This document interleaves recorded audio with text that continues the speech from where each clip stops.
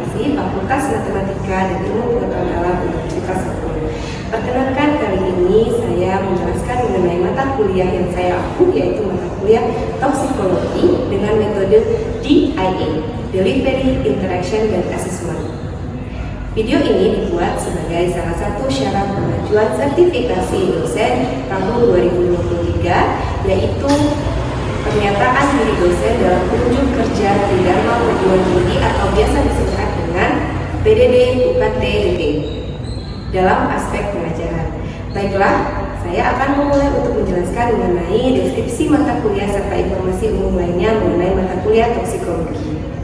Mata kuliah toksikologi ini merupakan mata kuliah wajib yang harus ditempuh oleh semester 6 mahasiswa program studi S1 Farmasi Fakultas Matematika dan Ilmu Pengetahuan Alam Universitas Bengkulu.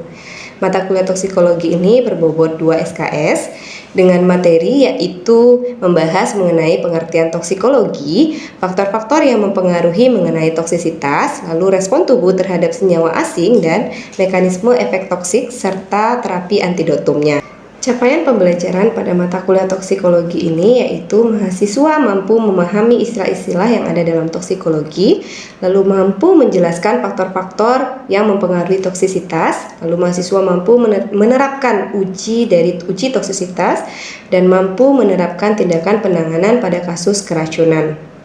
Bahan kajian dari mata kuliah toksikologi ini meliputi yang pertama, pengantar dan pendahuluan toksikologi, yang kedua, faktor yang mempengaruhi toksisitas, yang ketiga, faktor intrinsik makhluk hidup yang mempengaruhi toksisitas, lalu yang keempat ada respon toksik terhadap senyawa asing, yang kelima mekanisme efek toksik, yang keenam ada uji toksisitas, lalu yang ketujuh ada ketoksikan khas dan tak khas, yang kedelapan ada risk assessment, yang kesembilan ada efek toksik dari senyawa kimia, lalu yang kesepuluh yaitu terapi antidotum. Sistem pembelajaran toksikologi ini adalah menggunakan metode hybrid di mana dapat dilakukan secara online maupun secara tatap muka langsung. Jika secara online biasanya kita menggunakan media Zoom Meeting, Google Meet, ataupun media platform lainnya. Selain itu, mata kuliah ini juga menggunakan Learning System Management, yaitu e-learning UNIP yang bisa diakses melalui laman elearning.unip.ac.id. Metode pembelajaran pada mata kuliah toksikologi ini adalah student center learning dengan menggunakan case method, yaitu pemecahan kasus, lalu group discussion, dan metode-metode lainnya yang disesuaikan dengan materi setiap pertemuannya. Kemudian teknik yang digunakan dalam mata kuliah ini yaitu ceramah, tanya jawab, lalu mini project, ada unjuk kerja serta presentasi. Sistem penilaian dalam mata kuliah toksikologi ini adalah melalui evaluasi. Di awal perkuliahan, yaitu pada kontrak perkuliahan, akan disampaikan mengenai bobot penilaian, di mana bobot penilaian ini meliputi kuis, tugas, ujian tengah semester, ujian akhir semester dengan total pembobotan 100%, dengan pembagian di kuis itu ada 10%, lalu tugas, baik tugas individu maupun tugas kelompok itu sebesar 20%, lalu ujian tengah semester memiliki bobot 30% dan ujian akhir semester itu memiliki bobot 40%. Untuk interaksi dengan mahasiswa itu dapat melalui berbagai macam cara. Yang pertama yaitu saat di kelas, saat pengajaran, baik secara online maupun offline, itu saya selalu memberikan kesempatan kepada mahasiswa untuk bertanya atau menjawab pertanyaan yang saya ajukan, sehingga terbentuklah komunikasi dua arah dan pengajaran terasa lebih aktif. Lalu yang kedua itu melalui media platform WhatsApp. Baik secara pribadi, misalnya ketika mahasiswa ada yang ingin ditanyakan di luar jam pengajaran, mereka diperbolehkan untuk bertanya melalui aplikasi WhatsApp tersebut. Selain itu juga ada WhatsApp group toksikologi di sini untuk memudahkan komunikasi antara dosen dan mahasiswa serta mahasiswa dan mahasiswa. Di WhatsApp group ini juga bisa dilakukan diskusi mengenai materi perkuliahan. Selain itu juga digunakan media Google Form, di mana ini untuk mengetahui tingkat pemahaman serta feedback yang diberikan kepada mahasiswa terhadap materi-materi perkuliahan toksikologi ini. Selain itu juga ada diskusi secara luring di luar jam pengajaran. Jadi mahasiswa dapat menemui saya sebagai dosen toksikologi untuk membahas atau berdiskusi mengenai materi-materi perkuliahan toksikologi. Selanjutnya, saya akan menampilkan video pengajaran mata kuliah toksikologi dengan materi pengantar dan pendahuluan toksikologi. Baiklah, sekian video deskripsi mata kuliah toksikologi. Saya ucapkan terima kasih. Wabillahi taufiq wal hidayah. Wassalamualaikum warahmatullahi wabarakatuh.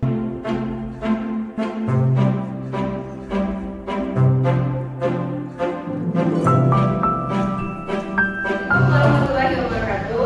Waalaikumsalam warahmatullahi wabarakatuh. Selamat pagi, salam sejahtera bagi kita semua. Hari ini kita bertemu kembali semester yang baru ya. Bagaimana keadaannya hari ini? Sehat. Alhamdulillah ya. Perkenalkan, saya Reza Pertiwi, salah satu dosen pengampu mata kuliah toksikologi pada semester ini. Mata kuliah toksikologi ini berbobot 2 SKS ya, sudah tahu semua ya. Baiklah. Nah, untuk memulai mata kuliah toksikologi ini, saya akan mulai dengan ini ada pepatah ya. A person who never made a mistake never tried anything new. Ya, jadi kalau kalian kemarin di semester lalu mungkin ada yang melakukan kesalahan, IPK-nya mungkin agak anjlok, nilainya kurang gitu ya. Lupakan ya. Kita mulai yang baru. Ketika kalian melakukan kesalahan, mudah-mudahan di semester ini tidak lagi melakukan kesalahan, nilainya bisa baik semua. Oke? Oke, siap? Kita mulai perkuliahan ya. Oke, sebelum lanjut ke materi, seperti biasa kita harus kontrak perkuliahan terlebih dahulu ya. Jadi ini ada kontrak perkuliahannya. Yang pertama, toleransi keterlambatan adalah 15 menit ya. Kalau misalnya di luar 15 menit, kalian boleh masuk tapi tidak diperkenankan untuk presensi.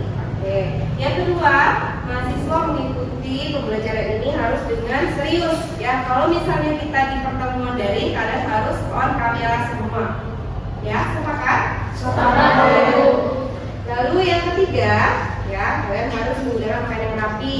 Oke, sekarang sudah pakai kemeja semua ya, jadi tidak boleh menggunakan kaos maupun jeans.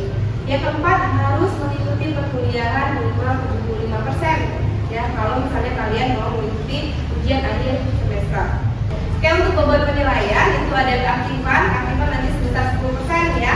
Silakan nanti kalian aktif ya dalam perkuliahan ini supaya bisa memaksimalkan nilainya. Lalu yang kedua ada tugas sebesar 20%, nanti tugasnya bisa berupa tugas individu maupun tugas kelompok. Yang selanjutnya ada nilai ujian tengah semester, ujian sebesar 30%, dan nilai UAS atau ujian akhir semester itu sebesar 40%. Oke, itu kontrak perkuliahan kita. Ada yang mau ditanyakan terlebih dahulu? Oke, silakan Pak. Kehadiran jika sakit atau izin, apakah masuk ke dalam 75% yang akan hadir atau belum 25% tidak hadir?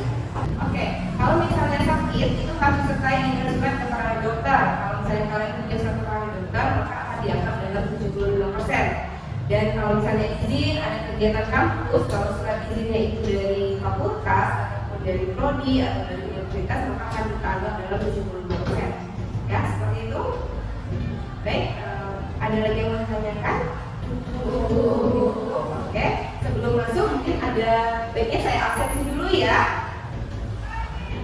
Afra Wafika, Denarani, Rahmat Osama, Mahmud Danti, Rizky Fadila, Muhammad Hamam, Sarah Diva, Yayu Herlian Sarah, Nur Aulia, Nabila Zahira, Putri, Nurul Isnaini, Alia Permata, Yureka, Dina, Seri, Dina Jais, Alwa Balkis, Raliza Nasya.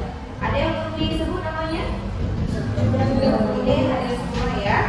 Baiklah, kita akan mulai pertemuan kali ini yaitu pengantar dan pendahuluan toksikologi. Di mana capaian pembelajaran kita pada mata kuliah toksikologi itu yang pertama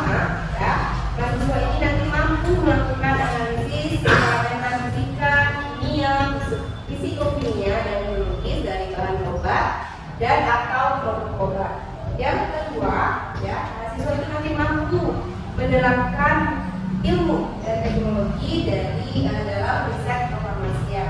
Nah, untuk tujuan pembelajaran kita hari ini itu ada 3 ya. Yang pertama, kalian atau mahasiswa itu mampu menjelaskan mengenai pengertian dari toksikologi.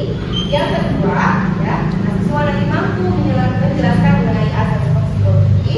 Dan yang ketiga, mahasiswa mampu menjelaskan mengenai ruang lingkup dari toksikologi. Oke. Nah, sekarang kita masuk tuh. Apa itu toksikologi? Ada yang tahu apa itu toksikologi? Oke, silakan Afwan. Psikologi adalah ilmu yang mempelajari tentang racun. Oke, ada lagi yang lain? Oke, silakan Rizky. Ilmu yang mempelajari tentang bahaya zat kimia. Bahaya zat kimia. Ada lagi satu lagi mungkin? Bukan, silakan. Ilmu yang mempelajari tentang efek senyawa terhadap tubuh. Oke, efek senyawa terhadap tubuh ya.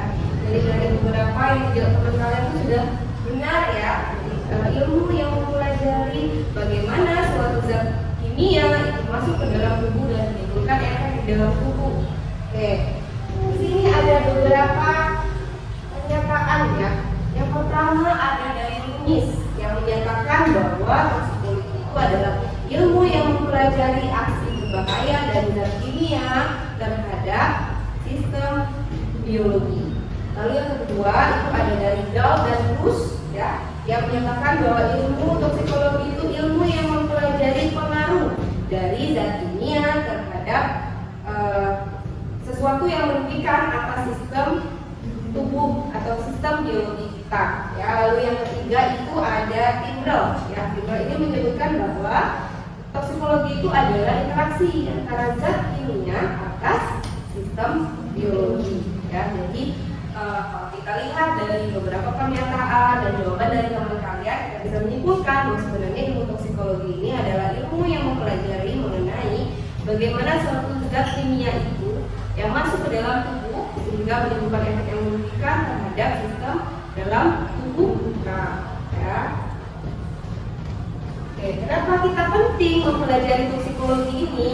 Ya, karena supaya dapat mengevaluasi keamanannya itu seperti apa, ya, sehingga kita bisa menentukan batasnya. Ya, jadi ada senyawa kimia yang harus kita makan dalam zat makanan, ya. Kalau kita tidak tahu batas keamanannya, udah ditambahin aja deh 1 kilo. Itu nanti efeknya apa? Itu bisa menimbulkan sesuatu yang tidak diinginkan, ya. Makanya kita penting mempelajari ilmu toksikologi. Jadi kita tahu batas keamanannya. Oh, ternyata kalau asam stearat ditambahkan sebagai bahan pengawet itu boleh, tapi berapa persen? Oh, ternyata hanya 1%, tidak boleh lebih. Kalau lebih bisa menimbulkan sesuatu yang berbahaya terhadap tubuh, misalnya kayak gitu, ya. Bisa dipahami? Oke, yang selanjutnya, oke, obat itu juga dapat menimbulkan efek yang tidak diinginkan ya di dalam tubuh. Nah, beberapa efek yang muncul ketika kita diberikan obat itu ada 3 macam ya. Ketiga, yaitu yang pertama ada efek samping ya, atau side effect. Yang kedua ada efek yang merugikan atau adverse effect. Lalu yang ketiga ada efek toksik atau toxic effect. Nah, apa sih sebenarnya ketiga ini bedanya? Oke, yang pertama ada side effect ya. Side effect itu adalah efek yang dia itu tidak berbahaya atau dia tidak merugikan. Contohnya kalau misalnya kalian minum obat, mulut kalian terasa kering, itu tidak merugikan karena kenapa? Mulut kering nanti nggak lama kan mulutnya akan kembali lagi, tidak akan kering lagi. Ya, jadi itu dia tidak akan merugikan ya. Efeknya ini juga dapat ditoleransi. Nah, ada yang tahu nggak contoh lainnya nih dari side effect apa kira-kira? Oke, silakan. Contohnya kayak obat CTM itu efeknya buat ngantuk. Oke, benar sekali ya. Ada obat CTM yang bisa menyebabkan kantuk. Obat CTM obat apa? Antihistamin. Nah, antihistamin yang menyebabkan kantuk. Ini dinamakan dengan side effect. Oke, yang kedua ada adverse effect. Adverse effect ini adalah efek yang merugikan dan yang berbahaya. Misalnya terjadi mual-muntah hebat, lalu ada pengaruh terhadap sistem saraf pusat, lalu ada kerusakan organ ketika digunakan dalam jangka waktu yang panjang. Ada yang tahu nggak contohnya untuk adverse effect? Oke, silakan. Contoh dari efek itu obat paracetamol yang dapat menyebabkan gangguan hati jika dikonsumsi dalam waktu yang lama. Oke, benar ya. Paracetamol, obat apa paracetamol? Oke, dia bisa menyebabkan terjadinya kerusakan hati ketika kita gunakan dalam jangka waktu yang panjang. Itu merupakan adverse effect. Ya, yang terakhir itu adalah toxic effect. Ini efeknya yang sangat berbahaya dan dia bisa mematikan. Oke, kita lanjutkan dengan toksisitas. Toksisitas itu apa? Toksisitas itu adalah kemampuan dari suatu zat atau xenobiotik ya dalam menimbulkan kerusakan. Dia menimbulkan kerusakan pada organisme ya, baik saat dia digunakan atau saat berada di lingkungannya. Ya. Jadi kalau kita gunakan mungkin secara oral atau secara intravena ya, atau ketika kita berada, misal ada senyawa kimia, misalnya ada kloroform ada di dekat kita nih. Kita tidak pakai masker, kita tidak pakai apa-apa, kita tidak pakai pelindung apa-apa, alkoholnya terbuka. Ketika kita berada di lingkungan kloroform itu kan menguap. Uapnya itu bisa terhirup dan itu bisa menimbulkan sesuatu yang berbahaya dalam tubuh kita. Jadi itu ya pengertiannya, selain dikonsumsi, tapi juga ketika kita berada di lingkungannya, kita terkena, itu juga termasuk dalam toksisitas ya. Oke, selanjutnya bagaimana sih nasib zat toksik ini ketika dia masuk ke dalam tubuh kita? Dia masuk itu melalui dua jalur ya. Ada jalur intravaskular dan ada jalur ekstravaskular. Nah, ketika dia masuk jalur intravaskular, dia masuk melalui apa? Intravena, intraarteri dan intrakardial. Ya. Nah, kalau misalnya dia pakai jalur ekstravaskular nih, maksudnya dia bisa secara oral melalui mulut ya, inhalasi melalui penciuman, lalu secara IM, SC dan IP. Ada yang tahu? IM, SC, IP apa? Ini sudah pernah kita pelajari ya. Oke, silakan. IM intramuskular melalui otot, SC subkutan melalui kulit, IP intraperitoneal melalui rongga perut. Oke, good ya.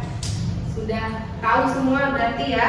IM yang melalui otot, intramuskular, lalu subkutan ya, yang melalui bawah kulit, lalu ada IP intraperitoneal yang melalui rongga perut. Ya, itu adalah jalur-jalur dari zat toksik ini masuk ke dalam tubuh kita. Oke, selanjutnya saya mau kalian berkelompok nih, ya berkelompok mungkin bisa dengan teman sebelahnya saja berdua, ya atau kalau yang kurang nanti bisa bertiga. Saya mau kalian mendiskusikan nih kasus dari toksikologi atau toksisitas yang ada atau yang terbaru gitu ya, yang hangat lah. Nanti silakan berdiskusi, kalian cari nanti kasusnya seperti apa, ya kenapa dia bisa terjadi. Setelah itu nanti kita akan observasikan bersama-sama, ya. Nah, nih saya mau minta kalian untuk mencari ada dua kasus ini. Yang pertama kasus talidomid, ya penggunaan talidomid. Ini memang kejadiannya sudah cukup lama, tapi sangat menggemparkan dunia, ya. Lalu yang kedua kasus yang cukup baru ya kalau menurut saya itu adalah kasus penggunaan albutil. Ya, silakan mungkin bisa dimulai ya. Nanti silakan berdiskusi kurang lebih 5 menit nih sama teman-temannya. Silakan berdiskusi terlebih dahulu.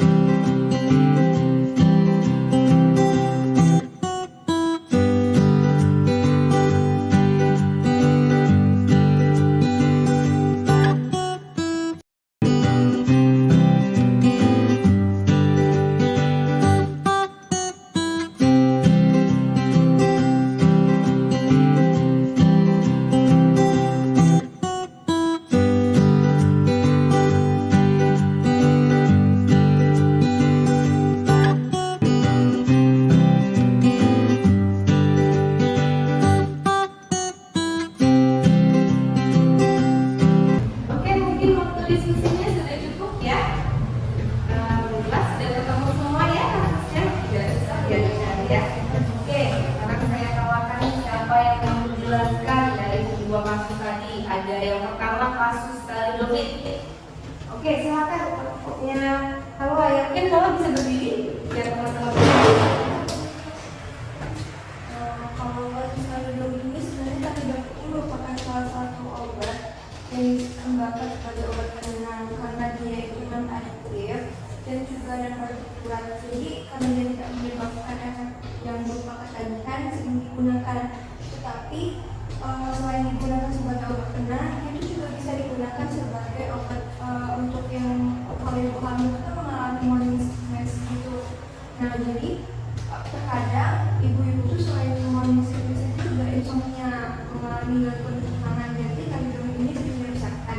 Tetapi pada tahun 1950 itu tuh terjadi diketahui bahwa ternyata Salidom ini bersifat embryopati, jadi embrionya atau kelahirannya itu bersifat perkembangannya itu kayak abnormal.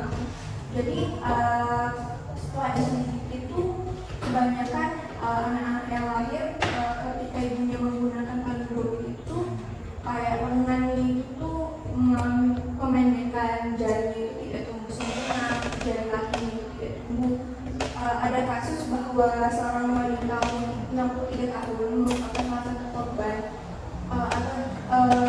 anak yang dilahirkan pada ibu yang menggunakan Salidom itu dia mengalami kelingannya itu pendek sebelah, yang lainnya itu panjang sempurna, tetapi yang sebelah itu mengalami perkembangan yang tidak sempurna. Kemudian juga lengan dan kakinya itu tuh tidak memiliki sendi, tumbuhan sendinya tidak ada, sehingga dia harus mengalami operasi sehingga biar dia bisa beraktivitas setidaknya agak lama. Nah tangannya itu pertumbuhan jari tangannya itu cuma 2 masing-masing satu tangan, jadi bisa seperti capit gitu. Oke, terima kasih, kita kasih aplaus ya. Ya, jadi yang seperti sudah disampaikan oleh temannya ya. Jadi kasus Salidom itu sangat menggemparkan dunia, saya katakan tadi, karena kita ternyata pada ibu yang menggunakan Salidom ketika mereka hamil itu dia melahirkan anak yang kurang ya. Jadi ada kelainan yang dihasilkan ketika ibu itu menggunakan Salidom. Itu merupakan kasus toksisitas ya. Karena ini nggak tahu nih, karena itu juga termasuk obat yang baru yang mungkin uji toksisitasnya belum sampai ya ke embrio, sehingga menimbulkan oh ternyata sudah digunakan, belum tahu ada efek yang merugikan ya. Itulah tadi kenapa kita penting ya mempelajari ilmu toksikologi. Oke, untuk kasus yang kedua, kasus Albotil. Oke, silakan punya Alfra. Baik, berdasarkan hasil diskusi kelompok kami, mungkin banyak di antara kita sudah mengetahui ya obat Albotil, di mana Albotil ini adalah obat yang diindikasikan untuk antiseptik atau menghentikan pendarahan pada luka, khususnya biasanya digunakan untuk sariawan. Nah, ternyata pada tahun 2018 sebanyak 36 pasien itu melaporkan ternyata setelah penggunaan Albotil pasien tersebut ternyata sariawannya tambah parah, bahkan ada yang terjadi infeksi seperti itu. Jadi kemudian setelah diselidiki lebih lanjut ternyata Albotil ini mengandung bahan berbahaya seperti polikresulen. Setelah itu Albotil ini ditarik dari peredarannya, kemudian dievaluasi lebih lanjut, dan setahu Afra tahun 2022 sampai 2023 ini sudah diedarkan kembali dengan Albotil yang tidak mengandung bahan yang berbahaya. Oke, kita kasih aplaus untuk Alfra. Jadi ingat ya, jadi kasus Albotil ini kita sudah mungkin di antara kalian juga sering ya menggunakan Albotil untuk sariawan kan ya. Sampai ini baik-baik aja, tapi tiba-tiba penggunaan melaporkan adanya ya sariawannya nggak sembuh atau dia terjadi infeksi gitu ya. Itu juga ternyata setelah diselidiki ada senyawa berbahaya yang mungkin waktu digunakan oleh beberapa orang itu tidak membahayakan, tapi ada di sebagian orang yang mungkin dia punya sensitivitas yang tinggi sehingga menyebabkan jadinya toksisitas. Nah, itu juga merupakan kajian dari toksisitas ya. Kenapa kita penting tadi yang cuma sampai terjadi kayak gitu. Ini kan kalian nanti ahli obat, siapa tahu dari di antara kalian ada yang memproduksi obat, jangan sampai obat yang kalian produksi setelah penggunaan bertahun-tahun dilaporkan ternyata oh ternyata obatnya bisa menyebabkan obatnya ternyata bikin infeksi, itu kan gak enak ya. Jadi kita harus mempelajari, harus kalian pahami ilmu psikologi, ilmu toksisitas, supaya nanti ketika kalian membuat obat ataupun kalian menjelaskan obat kepada pasien, itu kalian bisa menjelaskan bahwa ini obat yang aman, ini obat yang aman Pak, ini efeknya seperti ini. Kalau digunakan bersama dengan ini dia tidak bisa, misalnya, atau dia harus digunakan seperti ini supaya tidak ada efek samping dan sebagainya. Seperti itu ya. Oke, kita lanjutkan materinya. Oke, untuk asas ilmu toksikologi ini terbagi menjadi 4 ya. Yang pertama itu adalah fungsi dari efek toksik itu sendiri, lalu yang kedua wujud efek toksiknya itu seperti apa, yang ketiga sifat efek toksiknya bagaimana, yang keempat adalah mekanisme dari efek toksik ini seperti apa. Nah, keempat asas ini nanti akan kita bahas lebih lanjut di pertemuan selanjutnya ya. Baiklah, nah, oke. Untuk terakhir, mungkin ada yang mau menanyakan terlebih dahulu nggak nih masalah toksikologi? Sudah cukup ya? Sudah jelas, sudah berdiskusi terhadap kasus yang ada. Sebelum Ibu mengakhiri, mau tanya dulu, ada nggak yang bisa menyimpulkan nih perkuliahan kita hari ini, materi kita hari ini itu apa yang bisa kita simpulkan? Silakan. Oke, Osa? Baik, untuk kesimpulan materi perkuliahan kita pada hari ini mengenai toksikologi, yaitu jadi toksikologi adalah ilmu yang mempelajari tentang pengaruh zat kimia atau sifat kimia terhadap sistem biologi tubuh manusia, di mana ilmu ini penting dipelajari untuk kita sama-sama mengetahui batas keamanannya, serta juga penting untuk pengembangan obat, pestisida, zat tambahan makanan dan lain-lainnya. Jadi kalian sudah bisa menyimpulkan ya materi kuliah hari ini. Jangan lupa kita bertemu lagi nanti di minggu depan. Kalau misalnya ada yang masih membingungkan untuk materinya, silahkan nanti kita berdiskusi di WhatsApp grup kita ya. Atau misalnya nanti ada yang mau diskusi lebih lanjut, boleh hubungi saya secara langsung untuk berdiskusi, silahkan. Atau misalnya mau WhatsApp saya juga silahkan. Oke, mungkin itu saja untuk pertemuan kita hari ini ya. Saya ucapkan terima kasih. Wabillahi taufiq wal hidayah. Wassalamualaikum warahmatullahi wabarakatuh. Waalaikumsalam.